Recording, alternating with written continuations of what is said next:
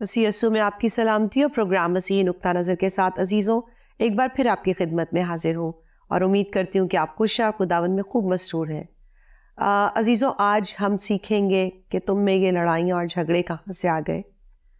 Welcome करेंगे हम पास साहब को। पास साहब, welcome to the program. Thank you बेटे। कैसे हैं पास साहब? बेटे मैं बिल्कुल ठीक हूँ, आप कैसी हैं? मुझे तो सर्दी ने आ घेरा है, कुछ लग गई है, लगता है कि आवाज़ का टेम्परामेंट काफ़ी ख़राब हो गया है, लेकिन मौजूद है कि सबके साथ मिलकर जो है वो कुछ अच्छी बातों को फिर एक बार शेयर करें। याकूब के ख़त में उसके चौथे बाब की पहली आयत में बरकूम है कि तुम में ये लड़ाई झगड़े कहाँ से आ गए। बस साहब, लड़ाई झगड़े तो हमारे अंदर से कभी गए ही नहीं। हम तो छोटी सी बात हो तो उस पर एक फसाद बना लेते हैं और झगड़ते हैं और लड़ते हैं। तो ये कैसा गिला है कि कहाँ से आ गए। मेरा ख्याल है आती वो चीज़ है जो निकल जाए। तो अगर हम सब अपने आप को परखें और जांचें और अपने इर्द गिर्द में देखें तो मेरे ख्याल से तो मैंने नहीं देखा येट अब तक, आज के ज़िंदगी के दिन तक, कि हमारे दरमियान में से लड़ाइयाँ और झगड़े निकल गए हों। क्या ये बात, क्योंकि बाइबल मुकद्दस की जो बात पहले भी कही गई है, कलीसिया के लिए भी कही गई है, आज वो हम पर भी सादिर आती है। तो ये किस मिजाज से इन्होंने ख़त में लिखा है कि ये कहाँ से आ गए? बेटे, जो आपने कहा कि हम में ये झगड़े लड़ाइयाँ कभी ख़त्म नहीं हुए जी, तो इसके लिए मैं सिर्फ ये कहता हूँ कि ये हमारे पासबानों का, हमारे चरवाहों का कसूर है। उन्होंने भेड़ों को तितर बितर करके उनको छोड़ दिया हुआ है। लेकिन जो आपने रेफरेंस पढ़ा है जी, उसके बारे में हम गुफ्तगू करेंगे कि वो किस किस तनाज़ुल में ये बातें कर रहे हैं। तो असल में जो याकूब है वो खुदावंद यीशु मसीह के 12 रसूलों में से एक था, जो इब्तदाई 12 रसूल थे उनमें से जी। तो उन्होंने जब अपनी मुनादी का काम शुरू किया तो उन्होंने रोमन्स और यूनानियों में किया। रोमन और यूनानी जो थे बेटे, ये मिजाज के बड़े सख्त और ज़ुबान के बेकाबू लोग थे। ज़ुबान में ये बहुत तेज़ से गाली गलूच और ऐसा माहौल पैदा कर लेते थे कि झगड़ा हो जाए।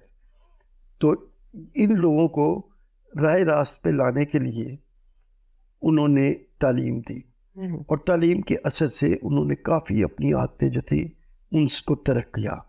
तो अब वो फिर उनको ये शिकायत मिल रही है कि तुम में कि वो फिर अपनी पुरानी आदतों पे आ रहे हैं। तो इसलिए वो उनको लिख रहे हैं कि तुम में ये झगड़े कहाँ से आ गए हैं, क्योंकि वो जो हम जिस माहौल में रहते हैं ना, उस माहौल का हम पे बड़ा असर होता है। तो वो रहते तो उन्हीं लोगों में थे जिनमें से वो निकले थे, यानी यहूदी थे और बुत परस्त कौमें थी, तो उन्हीं में से निकले थे ना, यूनानी और जी बिल्कुल। तो जब उन्हीं में से निकले थे तो फिर वो अपनी बातों में आ गए। तो जब वो अपनी लड़ाई झगड़े में आएंगे तो लड़ाई झगड़े की असल वजह जो है हसद होता है। और हसद जो है ये हमारी सोच और अमल को कमज़ोर कर देता है। जब हमारी सोच और अकल कमज़ोर होती है तो उस वक्त हमारा अमल जो है वो सही नहीं होता। जब अमल नहीं सही होता तो हम चाहते हैं कि दुनिया जहाँ की चीज़ें हमें मिल जाएं, और दुनिया जहाँ की चीज़ों को हासिल करने के लिए हमें नाजायज़ ज़राए इस्तेमाल करने पड़ते हैं। इसको कहते हैं ज़र की दोस्ती।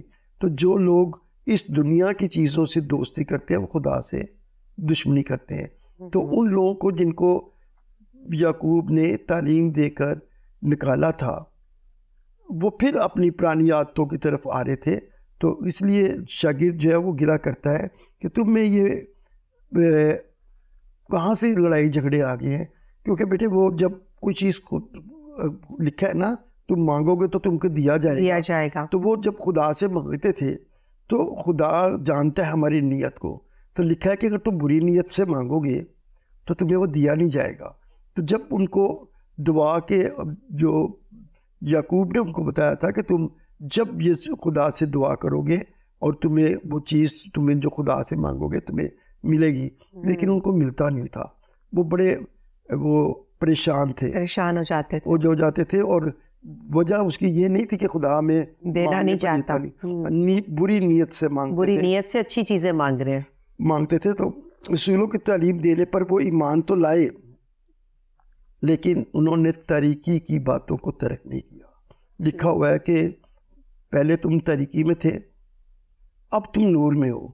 तो जब हम तरीकी में होते हैं तो हम शैतान के रास्ते पे चलते हैं, और शैतान का जो रास्ता है बेटे, इसमें हमेशा से वो बातें हैं जैसे झगड़ा, गाली गलौज, दूसरों पर लानत करना, दूसरों के ख़िलाफ़ मंसूबे बनाना, और हरामकारी और ज़ना करके उसको दूसरों में उसको बताना कि भाई हमने ये गलत काम किया है, और उसको दिलचस्प बना के बनाना। गलत काम को और गलत प्रमोट काम करते हैं लोग, प्रमोट पहले करना। करते हैं और फिर उसको वजाहत से बयान भी करते तो हैं। ये सारी बातें जो हैं ये झगड़े का बायस होती हैं, और इसमें इत्मीनान, खुशी, मोहब्बत वो नहीं रहती। तो पौलुस रसूल कहता है कि जो हमने तुम्हें तालीम दी थी, हम तुम्हें अंधेरे से, तारीकी से नूर में लाए थे, लेकिन तुमने उसे तर्क कर दिया है। ये ऐसा क्यों हुआ है? वो उनको सवाल पूछता है कि तुमने क्या हमारी वो तालीम जो हमने तुम्हें दी थी उसको तर्क कर दिया है? तो अगर हम अपनी तालीम को तर्क कर देंगे, तो कि लिखा हुआ है कि जो हमारी नीयत और अमल दोनों को अपने नेक काम कर, नेक इरादे को कामयाब करने के लिए जो हम करते हैं वो खुदा की तरफ से होती है। खुदा की तरफ। और जब हम खुदा के कामों में नहीं आएंगे, खुदा को अपना आप नहीं देंगे, खुदा को अपनी मर्ज़ी पूरी करने नहीं देंगे, तो फिर हम ऐसा ही करेंगे। तो इसलिए वो लिखता है कि तुम्हें ये कहाँ से लड़ाई और झगड़े आ गए? लड़ाई और झगड़े तो इसलिए आ गए कि उन्होंने अपनी असल जो वो तरबियत थी उसको छोड़ दिया था। आपने कहा कि पहले तुम तारीकी में थे लेकिन अब नूर में हो। अब एक तरह से आप कह रहे हैं कि नूर में भी है। अब कोई शख्स अगर नूर में है और फिर वो गलती करता है तो इस पे पासबान की गलती तो नहीं आती। तो और अगर हम इस चीज़ को देखें, क्योंकि खुदावन यीशु मसीह पर ईमान ले आए, यानी नूर की हालत में आ गए, वो नूर है। और जब हम लास्ट एपिसोड में आपने कहा था कि जो मुझे कुव्वत बख्शता है, ऑब्वियसली अगर हमारी कुव्वत खुदावन यीशु मसीह है तो नूर हमारी कुव्वत है, और हमारे अंदर जो है वो लड़ाई झगड़े फिर नहीं होने चाहिए।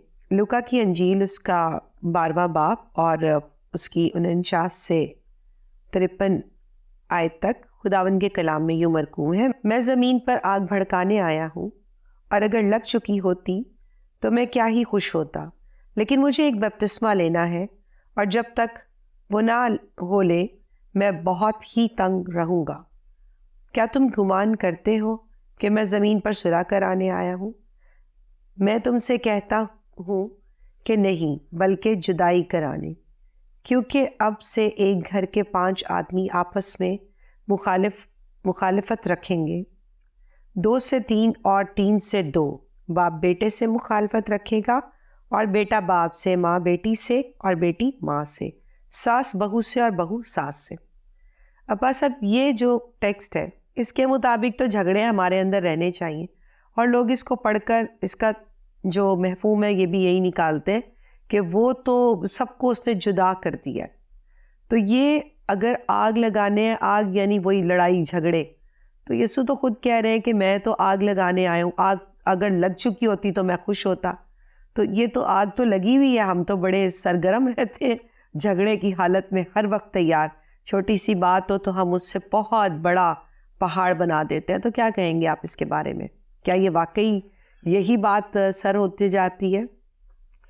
नहीं बेटे, इसका जो मतलब है वो तो बहुत गहरा है, और मैं कोशिश करता हूँ कि आपको ये बात समझाऊँ कि यीशु मसीह ने क्या कहा है। देखिए, हम अपने मुआशरे की इस्लाह कर ही नहीं सकते जब तक इकाई को सही ना करें, और इकाई जो है मुआशरे की वो ख़ानदान है।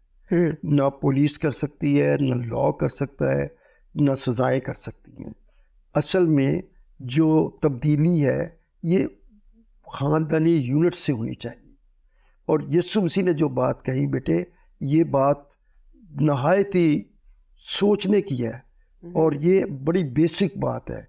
अगर आप इस बात के मीनिंग समझ जाएंगे कि यीशु कौन सी आग लगाने आया था, तो फिर आपको सारी बातों की समझ आ जाएगी कि यीशु मसीह ने तो हमारी जो लॉ की डिपार्टमेंट है उसको ही बंद कर दिया कि हम तब्दीली तो ख़ानदान से आनी चाहिए। देखिए, फ़र्ज़ करें कि एक बाप है, वो गलती करता है, तो उसकी गलती को पुलिस तो उस वक्त जानेगी जब वो बहुत बड़ा पकड़ा जाएगा, क्रिमिनल बन जाएगा, जब क्रिमिनल बन जाएगा या पकड़ा जाएगा। जब तक पकड़ा नहीं जाएगा वो क्रिमिनल नहीं है, वो नहीं, उसको कोई कानून उसको पकड़ नहीं सकता। लेकिन बाप के बेटे, उसकी बीवी, उसकी बहनें, वो सब घर में जानते हैं कि ये कहाँ से पैसा आ रहा है। बिल्कुल, वो बिल्कुल समझते हैं कि ये चीज़, ये जो अनफेयर है, और वो अगर उसके शरीक हो जाए तो फिर तो ये मसीह तालीम को तो बिल्कुल ख़िलाफ़ है। यीशु कहता है कि अगर तुम मुझसे ज़्यादा मोहब्बत अपने बाप से, बेटा बाप से ज़्यादा मोहब्बत करे, जो बाप है वो बच्चों से ज़्यादा मोहब्बत करे, सास बहू से ज़्यादा मोहब्बत करे, बहू सास से ज़्यादा करे, तो वो मेरे लायक ही नहीं है। जब वो ये बात कहता है तो ये बात यहाँ पर आकर बिल्कुल हालात के साथ सेट हो जाती है। मसलन बाप अगर जुर्म करता है तो बेटा खामोशी से उसको देखता ना रहे, क्योंकि जब हमने गुनाह किया तो हमें नेक व बद की पहचान आ गई। बिल्कुल, आज हम नेक व बद को जानते हैं, हम जानते हैं कि मेरा बाप ये गलत कर रहा है, मेरा बेटा ये गलत कर रहा है। जब बाप गलत कर रहा है तो बेटे को खामोश नहीं रहना चाहिए, बीवी को खामोश नहीं रहना चाहिए। सास गलत कर रही है तो बहू को खामोश नहीं रहना चाहिए, बहू गलत कर रही है तो सास को चीख के कहना चाहिए कि ये छोड़ दो, ये सही नहीं है, और अगर उसकी सलाह कर सके तो उसकी सलाह करें। तो ये जो आग है ये लग जानी चाहिए। ख़ानदान 2 या 3 घर में कोई भी हो, जैसे फ़र्ज़ करो कि मोहल्लेदार अगर जानता है, मोहल्लेदार के भी तो अपने बराबर मोहब्बत करनी है ना हमें। तो अगर मोहल्लेदार जानता है कि ये इस घर में नाजायज़ पैसा आ रहा है, रिश्वत का पैसा, ये बदी है, ये शराब बेच रहे हैं, ये वो काम कर रहे हैं जो जायज़ नहीं है, तो उनको उसको मना करना चाहिए। और जब कोई किसी को मना करता है तो हमारा जो अपना मुआशरा है, हम तो उसको बुरा समझते हैं, आग लग जाती है कि क्यों हमें आपने कहा, आपकी हिम्मत क्या है, आप इंटरवेंट कर रहे हैं हमारी फैमिली के अंदर, आप आ रहे हैं हमारे पर्सनल मामलात में कर रहे हैं। तो ये आग है, लेकिन इसको लोग दूसरी ही आग समझते हैं कि यीशु मसीह जो है वो अमन का शहजादा जो है वो आग लगाने आया, और उस पैरामीटर्स में उसको मिक्सअप करके कहीं की कहीं बात निकल जाती है कि सास जो है वो बहू से मोहब्बत कर ही नहीं सकती, क्योंकि कलाम में लिखा है कि वो उसकी मुखालफत ही करेगी। तो इन चीज़ों को लेकर लोग थोड़ा सा टेक्स्ट पढ़ के उसको कहीं का कहीं जो है वो मैच भी करते हैं। बिल्कुल ऐसा ही होता है। आपको एक मिसाल बताता हूँ कि एली जो थे वो काजी थे, नबी भी सलातीन की नबी भी थे। बिल्कुल, वो हमसे ज़्यादा जानते थे कि बुराई क्या है। और उसके दोनों बेटे जो हैकल में औरतें आती थी उनके साथ बदी करते थे, गोश्त जो उनको लेना जायज़ नहीं होता था वो वहाँ से हैकल से कुर्बानी के गोश्त में से ले जाते थे, और हर वो रिश्वत लेते थे, हर वो नजायज़ काम करते थे, और एली के नाक के नीचे करते थे। एली को पता था, एली कभी भी नहीं कह सकता कि मैं अपने बच्चों की बुराई नहीं जानता। माँ बाप हमेशा जानते हैं बच्चे क्या कर रहे हैं। तो जब वो जानता था तो उसने उनको मना नहीं किया। मना किया भी हो तो वो उनको मना कर ना सका, उसने उनका बाइकआउट नहीं किया। अगर वो बाइकआउट तो आज भी नहीं होता पास साहब, आज भी नहीं हो पाता पेरेंट्स से। वो कहते हैं घर ही टूट जाएगा, बिखर जाएगा, टूट जाए, आग लग जाए। वो कहते हैं मैं सुलह कराने नहीं आया। हम एक बुराई के साथ, मसीह तालीम जो है वो ये सिखाती है कि हमें बुराई के साथ कॉम्प्रोमाइज़ नहीं करना चाहिए। जहाँ देखते हो कि बुराई हो रही है वहाँ पर क्यों खामोश रहते हो? वहाँ पर यीशु मसीह क्या कहते हैं, अगर आग लग गई होती तो मैं क्या ही खुश होता। तो इससे क्या होगा, इससे सलाह होगी। अगर मैं अपने बेटे से मोहब्बत करता हूँ ना तो मुझे अपने बेटे की बात को मानना है। और बाज़ दफ़ा घर में इतनी मुखालफत होती है कि उस वक्त वो बात छोड़नी पड़ती है। मेरे पास बहुत सी ऐसी मिसालें हैं, लेकिन वो मिसालें देने से कोई फ़ायदा नहीं है। ये कॉमन सी बात है, कॉमन सी बात है। और ये बाइबल मुकद्दस में भी इसीलिए एली का भी वाक़या मरकूम है। अगर ना होता तो शायद हम कहते हैं कि ये तो कोई इतनी बड़ी बात नहीं हम कर रहे हैं, क्या कभी कहीं लिखा हुआ पड़ा है कि कुछ हुआ हो? ऐसे ही घराने चलते हैं, बना के ही रखनी पड़ती है। तो एली का वाक़या हमें ज़रूर हमारी तरबियत के लिए बहुत बड़ी बात है। बड़ी बात है कि एली ने कितनी खिदमत की हैकल की। तो जब लेकिन खुदावंद का खौफ न रखा, खौफ ना रखा, मेरी औलाद क्या कर रही है, यानी औलाद से ज़्यादा मोहब्बत रखी बनिस्बत खुदा के। बस यही बात है कि हमें खुदा से ज़्यादा मोहब्बत रखनी है और मुजरिम के साथ नहीं शामिल होना और कोशिश करनी है कि आप उसकी सलाह कर सकें। फिर कितना भी क्यों ना इल्ज़ाम लगाने से ज़्यादा बेहतर है कि सलाह की जाए। और सलाह की देखिए पुलिस को तो पता चलेगा ना जब वो पकड़ा जाएगा, तो घर वाले तो वो पहले दिन से ही पकड़ लेते हैं। अगर ज़रूर से ज़्यादा पैसे आएंगे तो बीवी पूछ सकती है कि इतने पैसे तुम कहाँ से लाए हो, तो वो अगर उसकी सही वजह नहीं बता सकेगा और कहेगा मैं रिश्वतें लाया हूँ, तो कहे कि हमारे बच्चों को तू ये आग ना खिला या बदी की रोटी ना खिला। तो एली के साथ क्या हुआ बेटे जी, पता है आपको? एली जब अहद का संदूक छिन गया और उसने ये बात सुनी, तो क्योंकि एली काफ़ी फरबा थे, मोटे थे, तो वो जब आराम कुर्सी पे बैठे थे तो वो पीछे को गिरे और उनकी गर्दन टूट गई। उसी दिन उनके 2 बेटे कत्ल हो गए, बहू का उबार्शन हो गया और बहुत सारी बातें हुई जो एक ही दिन में हुई। तो साथ साथ खुदा ने उनको ये भी कहा कि अब तेरे बेटे जो है कोई बुजुर्ग ना होने पाएगा, कोई बूढ़ा ना होने पाएगा और ये कुर्बानी के वो केस मांगेंगे कि हम तुमके आओ तुम्हारी कुर्बानी करें, लेकिन लोग उनके पास नहीं आएंगे। तो ये सारी सजाएं दी गई। तो हमें सीखना चाहिए, जो बाइबल का कलाम है इसके ऊपर गौर करना चाहिए कि ये हमें क्या सिखा रहा है। तो सास का बहू से झगड़ा जो है वो तो एक आम सी बात है, लेकिन तमीरी झगड़ा होना चाहिए। ये नहीं कि वो खामखा बहू के रिश्तेदार आ गए तो झगड़ा करके बैठ जाओ, ये उस झगड़े की बात नहीं है, ये उस बुराई की बात है जो सास करे या बहू करे और वो दोनों एक दूसरे को चुप करके इसलिए सपोर्ट करें कि ये गलत करती है तो अच्छा एक दिन फंस जाएगी और फिर देखेंगे कि बातें सुनाने का और अच्छा मौका मिलेगा। तो ये जो है ये मोहब्बत नहीं बल्कि नफरत है। और हम समझते हैं कि एली काहिन की जो कहानी है वो इसीलिए बाइबल मुकद्दस में है कि बस उससे हम महजूज़ हों, वो बच्चों को सुनाएं, उसको एज आ स्टोरी हम बच्चों को सुनाते रहें, बड़ों को सुनाते रहें, कलीसियाओं को सुनाते रहें, लेकिन उससे कभी भी सबक ना लें कि खुदा से ज़्यादा मोहब्बत रखनी है। अगर औलाद गलत कर रही है तो बाकियों के हम काजी कहाँ रहें।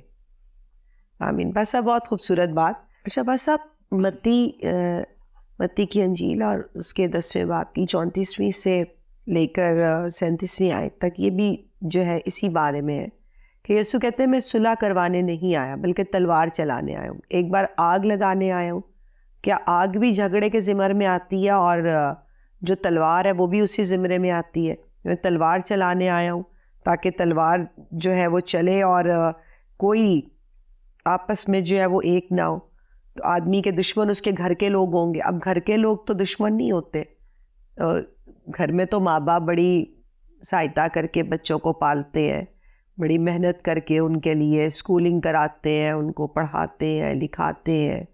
और खुदावंद यीशु कहते हैं कि घर के लोग ही आपस में दुश्मन होंगे।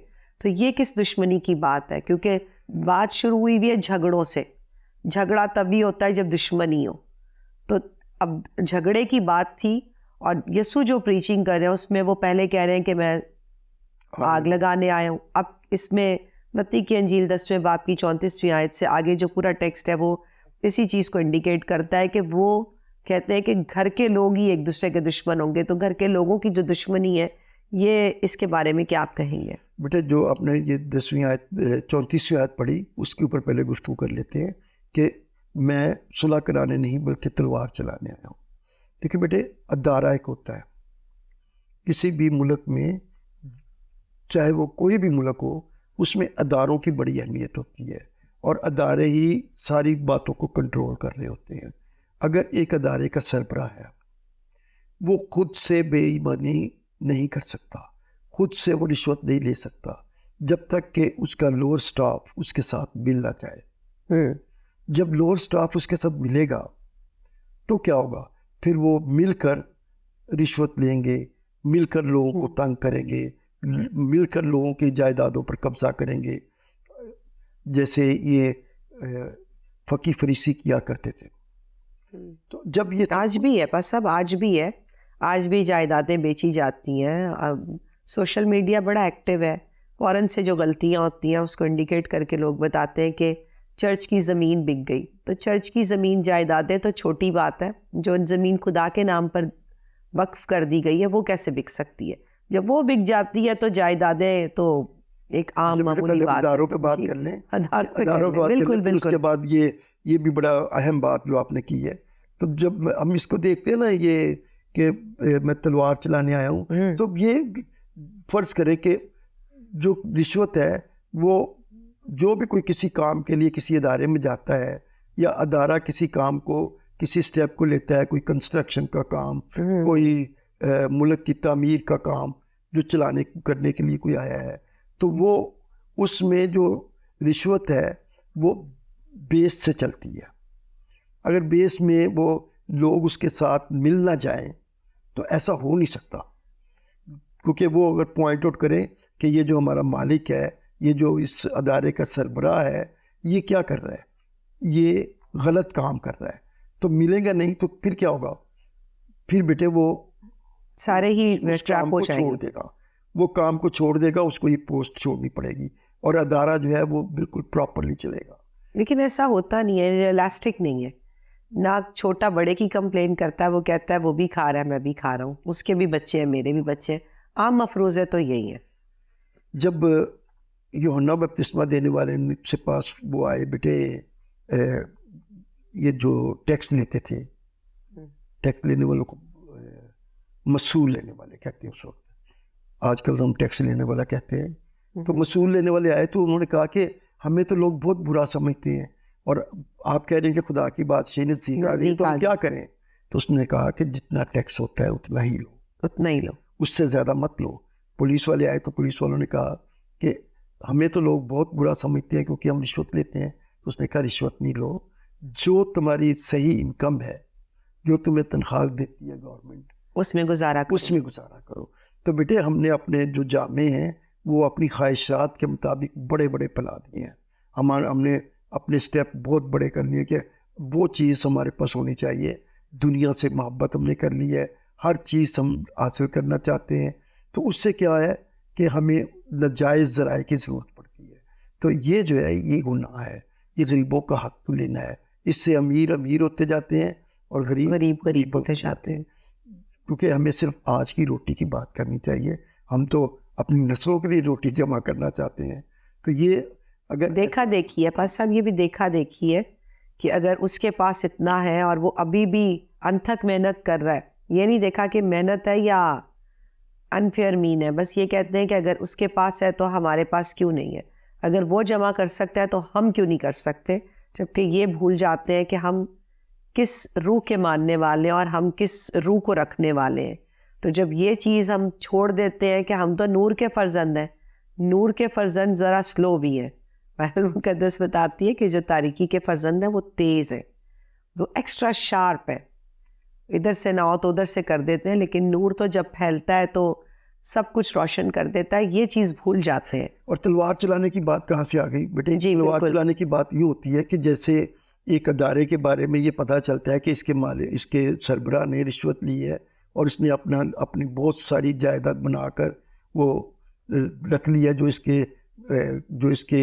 ज़राए से ज़्यादा है। तो वो जो बात करेगा उसको कत्ल कराएगा, वो उसको कत्ल कराएगा। वो कहेगा कि मेरी करप्शन को कोई दूसरा जाहिर ना करे, तो इस मर्डर हो जाएगा कि उसको मार दो कि बात लीक ना हो। तो यीशु कहते हैं कि मैं सुलह कराने नहीं आया, इस तरह की सुलह नहीं कराने आया कि दूसरों का हिस्सा लेकर खुद खाते रहो और आराम बोलो कि सुकून ही सुकून है, मुल्क में अमन है, कोई बात नहीं है। लेकिन अगर तुम इस तरह करोगे तो फिर इससे सुलह तो नहीं होगी, लेकिन मुआशरा जो है वो बिल्कुल सही हो जाएगा, हर एक को उसका हिस्सा मिलेगा और मुआशरे में से बुराइयां ख़त्म हो जाएंगी। तो ये बेटे जो तालीम है ना, इस तालीम से आप कानून साजी कर सकते हैं, इस तालीम से आप दुनिया की गरीबों की हालत को बेहतर कर सकते हैं। लेकिन हम अपनी पुरानी डिगर पर चलते हैं कि बस जो पहले किसी ने किया हम भी वही करते हैं। आज हमारे यहाँ क्या है कि आप किसी भी इदारे में चले जाओ, रिश्वत के बगैर आपका काम नहीं होगा, वो सही होगा। गलत हो तो वो ज़्यादा रिश्वत से हो जाएगा, सही है तो थोड़ी कम से हो जाएगा, लेकिन लेनी लोगों ने रिश्वत ही है। तो जो आपने चर्चिस की बात की, अगर जो साथ के जो उनकी कमेटियों के मेंबर्स होते हैं, अगर वो ना साथ मिले तो फिर कोई चर्च की प्रॉपर्टी को, कोई भी खुदा की प्रॉपर्टी को सेल नहीं कर सकता। लेकिन 7 लोग मिलकर उकसाते हैं कि कोई बात नहीं, फलाना ने भी तो किया था ना, खुदा तो माफ़ कर देता है। बल्कि अच्छा, ये जो आपने कमेटी की बात की, कमेटी पास्टर एलियन की तो नहीं ना होती, वो भी इंसान ही है, वो भी कलीसिया में से ही चुने जाते हैं और नामजद करके मेंबर्स बन जाते हैं। क्या इसलिए मेंबर्स बनते हैं कि खुदा की लोगों को और खुदा की चीज़ों को नुकसान दें? क्या वो नूर के फर्जंद नहीं है या उनमें नूर नहीं है? बेटे, जब कोई तरीक़ी में चलता है तो वो शैतान का फर्जंद होता है, वो नूर का फर्जंद नहीं रहता। क्योंकि नूर का फर्जंद तो तब तक है जब तक वो अपने दिल से ये बात मानता है कि यीशु मसीह मेरे गुनाहों के लिए उसने सलीब उठाई, मेरे गुनाहों के लिए कुर्बान हुआ। तो फिर हमारे दिल में एक बात आती है कि हमने ये नहीं करना, खुदा का खौफ हमारे अंदर आता है, हमारे लिए मसीह की मोहब्बत उजागर होती है। और अगर मसीह की मोहब्बत ही हमारे अंदर नहीं है तो उसने हमारे लिए इतना बड़ा काम किया, तो फिर हम क्या करते हैं? फिर हम कहते हैं कि कोई बात नहीं, तौबा कर लेंगे। जी बस साहब, बहुत खूबसूरत बातें, बहुत खूबसूरत कलाम कि हमारे अंदर अगर नूर के फर्जंद है, कंडीशन है, अपने आप को होने के लिए देते हैं, तो ज़रूर है कि हम उसके नूर के साथ कनेक्ट रह के वैसे ही काम भी करें। अजीज़ों, आज मेरे और आपके साथ क्या है? क्या ऐसा तो नहीं कि हमने जो सलाह करने वाले हमारे पासबान हैं, हम उनको भी दबा लेते हैं, अपने बड़ों को भी दबा लेते हैं कि वही बात करो जो मेरे कान बर्दाश्त कर सके। पासबानों को भी, पासबान भी वही कलाम करे जितनी हमारे में सुनने की सकत है। अव्वल तो नौजवान पीढ़ी जो है वो उसमें ज़्यादातर हिस्सा ही नहीं लेती, और अगर हिस्सा ले तो वो उतना ही सुनते हैं जितनी कि उनके अंदर वो कहते हैं सकत है। और बुज़ुर्ग भी ऐसा ही करते हैं, वो कहते हैं कि ये हमारे हलाल कमाई को पास्टर क्या कह रहे हैं। तो फिर पासबान भी आज जो है वो बात को दबा कर उनके हालात के मुताबिक जो है कलाम और दुआ कर देते हैं। तो ऐसा करना हमें रद्द करना है, हमें एली से सीखना है कि किस कदर गलत हो जाता है जब हम अपने अजीज़ों को और अपने आप को इतना अजीज़ रखते हैं कि हम खुदा को तर्क करते हैं। अजीज़ों, अपना ख्याल रखिए, और हम जब मसीही नुक्ता नज़र से ख़ुद पर निगाह करेंगे तो ज़रूर है कि हम अपने आप को दिन ब दिन मसीह में बढ़ाते चले जाएं और उसकी कामिल निजात को हासिल करने के लिए रोज़ नए शख्स बनकर उसके साथ मेल मिलाप रखें।